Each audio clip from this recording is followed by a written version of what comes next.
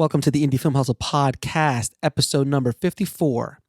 Editing is where movies are made or broken. Many films have been saved, and many films have been ruined in the editing room. Joe Dante. Broadcasting from the back alley in Hollywood, it's the Indie Film Hustle podcast, where we show you how to survive and thrive as an indie filmmaker in the jungles of the film biz. And here's your host, Alex Ferrari. Welcome, my indie film hustlers, to another episode of the Indie Film Hustle podcast. I am your humble host, Alex Ferrari. Don't forget to head over to freefilmbook.com. That's freefilmbook.com to download your free film audiobook from Audible. And today's show is sponsored by Film Festival Hacks. How to submit your film to film festivals like a pro. And you can head over to filmfestivalhacks.com to download that. So guys, today's episode is really dear to my heart because it has to do with post-production, where I've been making my bones for the last 20 odd years, editing feature films and all the other stuff that I do. And one thing I've noticed over the years is how much filmmakers get absolutely ripped off in post-production because they don't have basic knowledge of what things cost and what to look for when hiring post-production personnel. So first and foremost, I'm going to talk about the big post houses. Now, before I start, guys, and I know I'm going to get a lot of heat over these numbers, I'm going to get a lot of questions or comments about like, oh, I can get this thing cheaper here, I can get this thing there, but that's great.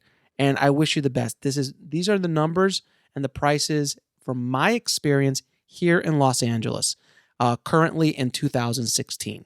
This is what the prices are going for right now, and they're a good barometer. Doesn't mean that they're the end all and the end all and be all, and that this is Bible, this is gospel, this is what everything has to cost. No, it is my experience and what I've seen in my time in the post-production trenches. So with that said, let's start talking about big post houses. Now, I've worked for some big post houses in my day, mostly as a freelancer, thank God.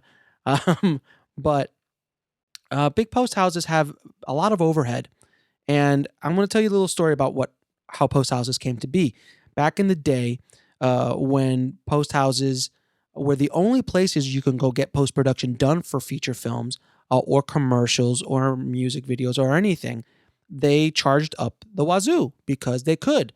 And they had to because all the equipment, before a color grading suite I remember these color grading suites. These were $1 million color grading suites. I mean, literally $1.5 million worth of equipment in those rooms. So they had to charge $750 an hour just to start recouping their money eventually. But as technology got cheaper, these post-production suites started showing up in people's houses, like color suites and editing. Now everybody could edit on a laptop to edit a feature film. You don't have to go to an Avid somewhere in a facility that used to cost $200,000 just to edit your movie. You can do that now in the comfort of your own home. Things started changing. Now, a lot of the mindsets in post-production houses didn't change. So they would still try to charge you to like plug in a hard drive. Like I remember I took a client into a post house and I had to plug in a hard drive and they're like, oh, that's going to be $50. I'm like, what, to plug it in and download something? Are you kidding me? But this is the mindset of post houses a lot of times, especially at the higher end post houses. So I'm talking about independent filmmakers. I've also worked a lot in commercials, and that's a whole other world. But in independent filmmakers, post houses don't make a whole lot of sense. Big post houses don't make a whole lot of sense. And I'll talk about boutiques in a second, but I'm talking about these big monster post houses that everybody knows about in your specific town. So these guys are, in a lot of ways, ripoffs. Now, with that said, there are deals to be made at these post houses. Sometimes the post houses are hungry and they're willing to drop their prices down. Believe it or not, I've had to compete against multi-million-dollar post houses on bids for movies that I'm shocked that they are competing with me, one guy in in a post suite, comparatively to their big facilities, because times were tough and they needed to go. They're trying to go after that same client. So there are deals to be made, but to be very wary of them because they will charge you a la carte for so many different things that you won't even see coming. So if you are going to work with them, you have to have an upfront package deal and make sure everything's clear and there's no surprises if you're going to go down that road. But boutique post houses, which are smaller companies that have a handful of suites. These guys are good to work with. They generally will give you good deals, good packages. You're generally working with the owner of the company or someone really close to the owner. So it's not like this big monster corporation that you're dealing with. Again, package out deals for everything up front. And don't try to go by the hour or go by, and you're going to go nuts and they're going to rape you. So, I always like to package things out. I don't like generally going by hours purely because it just doesn't make a lot of sense for independent filmmakers when I bid out stuff. But that's just me. So where do you go if you don't go to these big post houses or if you don't want to go to a boutique? Well, you go to independent contractors. A lot of independent contractors. Now, again, I'm talking about my perspective here in Los Angeles. Here, there's a million independent contractors, a million small little companies, a million guys in the back of their house with full-blown facilities that would rival anything in a big post house. That's here in Los Angeles. I'm sure there's like that in New York and some other big cities as well. But here in Los Angeles, they're literally everywhere. But if you can't find someone in your town, then you might have to go to a boutique or to a big post house or ship it off here to LA or New York or Atlanta as well. They have a lot of facilities there as well. There's a bunch of places around the country that have a lot of depth within post-production, but New York, LA are still the two big guys as far as a lot of big post-production. Even when companies and movies are made elsewhere in the country, post-production generally always comes back to Los Angeles as far as post-production, not visual effects, but just straight up post-production. So with that said, guys, independent contractors. So how much does it cost to get an editor to edit your movie, a real editor with real credits? My experience here in Los Angeles, it's around $1,200 to anywhere from $1,200 to $2,500 a week. And they'll package out probably a 6 to 8 week run of doing an assemble cut, a polish cut, a final cut, and so on. So it's about a 6 to 8 week process. Sometimes more, sometimes less. It all depends on the deal that you can cut with that editor. Generally, that editor will have his own editing system, whether that be an Avid or a Premiere system now. Even an old Final Cut system is still very feasible nowadays for editorial, especially for independent films. It's still used a lot, Final Cut 7. But that's the price that generally you're going to look for an editor. And when you do hire an editor, please look at their credits. Make sure they've actually edited feature films. Make sure they've actually delivered feature films, and not just hire someone who says, hey, I've got an editing system. I can edit your movie. Now, you could also edit your movie yourself. There's nothing wrong with that. I would, unless you're an editor, a professional editor, or has a lot of editing experience, I would let a professional editor edit your stuff. It's going to be a better scenario at the end of it. Next, color grading, which is where I live a lot of in my color grading suite. Color grading ranges anywhere on an hourly range from $200 an hour to $450 an hour. And it can range up all the way up to $700 to $800 an hour, even up to $1,000, depending on the size of the post house and the suite. Now, a lot of times filmmakers will get wooed by a big post house because they have a big screening room and they feel like they're, big stuff sitting down in the theater, and they're color grading like, oh, this is the way James Cameron or Michael Bay must color grade, so this must be cool. That's all wonderful, man, and it's great. And if you can get a good deal on those kind of suites, God bless, go for it. But generally, those suites you're paying a lot for a good colorist, no question. But you're paying for extra stuff that you don't need. You don't need to sit in front of a theater. You can sit very comfortably in a suite with a nice 55-inch or 60-inch calibrated monitor and do wonderful work. And if you want to see a screening of it later in a big screen, you can. But that's where I've colored, a bunch of theatrical films that I've done, as well as straight to DVD and VOD movies as well. So there's no real reason to be in those big suites unless you really want to and you can afford it. But I would stay away from it, especially in an indie film budget. No need for it other than ego and just being, oh, look how cool I am. So just be aware of that, guys. Now, sound. Sound is a very mysterious thing to me. We're going to hopefully have a great sound mixer coming on the show in the next month or two. I'm going to be recording the interview soon. But General pricing for a feature film, independent feature film project. And again, this is going to be it's going to vary widely depending on the movie it is. If it's a huge action movie, if the sound has been done horribly on production, there's a lot of variables. So please use this range of money as a real rough reference. But anywhere between $15,000 to $50,000 to do a full mix, ADR, Foley, real Foley with like a real Foley stage, not just sound effects, sound editing, final mix, 5-1, the whole ball of wax of deliverables, anywhere between $15,000 to $50,000 is probably a decent range in the independent film world. It could obviously go higher than that. And that's one thing that you actually really do need to go to a post house for. Post-production sound is something that's extremely difficult to do in the back of someone's house. Now, you can, don't get me wrong, and I know a bunch of guys who do, but in order to get real ADR booth, unless that guy has built out a real ADR booth, if they have a real Foley stage, which truly I've yet to see a Foley stage in someone's back house. At that point now, they're turning it into a big post facility. So, you need a post facility to do that kind of stuff, especially for high-end sound, at least for Foley and other things like that. So I suggest going with a post-production audio house, not a big post house that happens to have audio in it, an actual company that specifically does audio. And they will work with you on price generally. Like I said, I've seen budgets much lower than $15,000 for a full feature, but they're very variables. If it's an easier movie, if it's a drama that doesn't have a lot of action, the sound was recorded properly. There's a lot of variables that you have to take in consideration, but generally anywhere between $15,000 and $50,000 is a good range. If you've shot well, you've got good audio, things are been organized well in post production. You have a post production supervisor who's organizing it.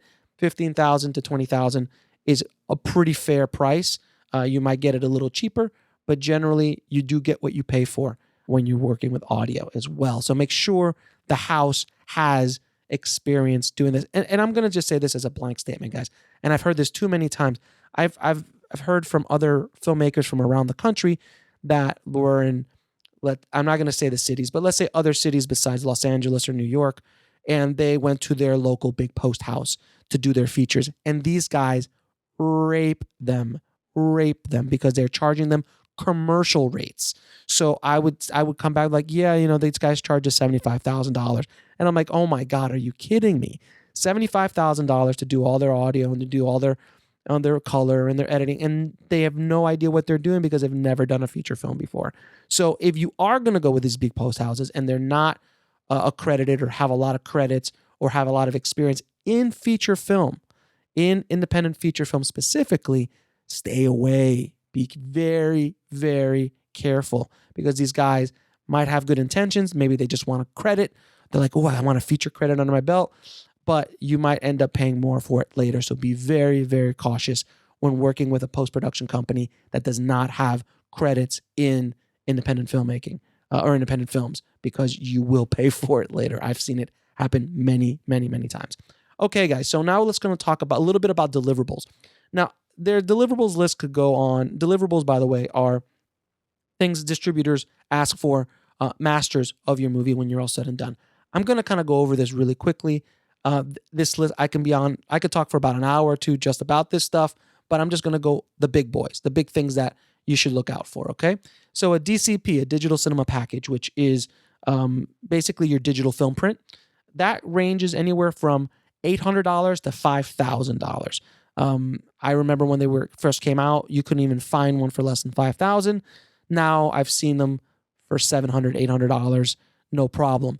Now, mind you, when you're paying $700 or $800, you might not be able to see it in a screening room because the price is so low. When you start going up higher in price at the $3,000, $4,000, $5,000 range, you'll be able to view that specific DCP in a screening room to see if it works. If not, you're going to basically just get a bunch of files and then take it to the theater wherever it's going to play and test it there. I think that's fine. You don't need to see it in that DCP. If there is a problem with the DCP, they have to replace it. They have to do it again and make sure you negotiate that when doing it. Next, currently still people are still mastering to HDSRs, which are your tape backups. This is still only at 1080p to my knowledge. I think they might have just released a 2K version, but I'd have to actually go and check on that. But so far, I haven't seen any deliverables asking for 2K tape masters just yet. But HDSRs, a big post house is going to charge, or a big dub house is going to charge you $1,850. I've seen it up to $2,000 for an HDSR. HDSR will carry your movie, your full, all your visual, as well as 10 tracks of audio. So you can have your 5.1, your stereo, your M&E tracks, and so on, all included in this one master tape. It's very valuable. Smaller dub houses where a more reasonable price to get is around $1,100. I've seen them cheaper. Just be careful who's doing them. Just because they have a deck doesn't mean they know what they're doing. So just make sure they know what they're doing. But $1,100 is about $1,150 is a fair price for HDSRs. And doesn't matter if they're copies or masters going to tape.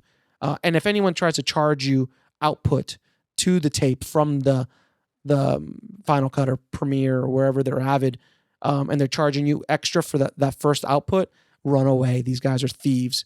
No one charges for that.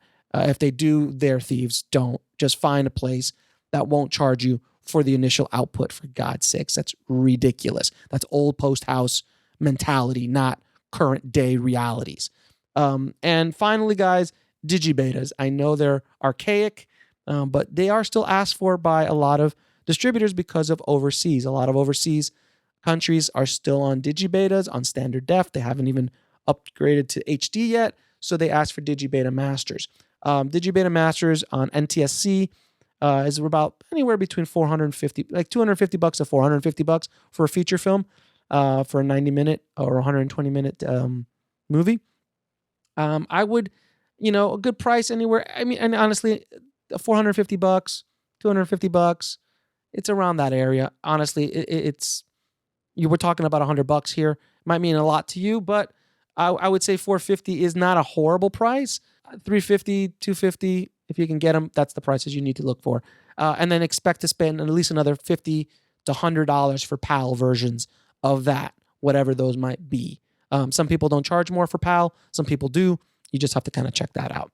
So I hope this episode was helpful to you guys. It's a way, I really don't want my filmmakers and my tribe members to get ripped off in post-production. And this is just a real quick glance, real quick overview over that there's so many different things inside of post-production that could, cause. I didn't even begin to talk about visual effects, which is a whole other conversation. But there's a lot of different things in post-production where you have to you can and will get ripped off. So just be very careful. Do your research. Talk to a post-production supervisor. Like I always say, even consult with them. Again, I'm a post-production supervisor. I consult all the time, even if you can't afford me as a full-blown post-production supervisor throughout the entire process.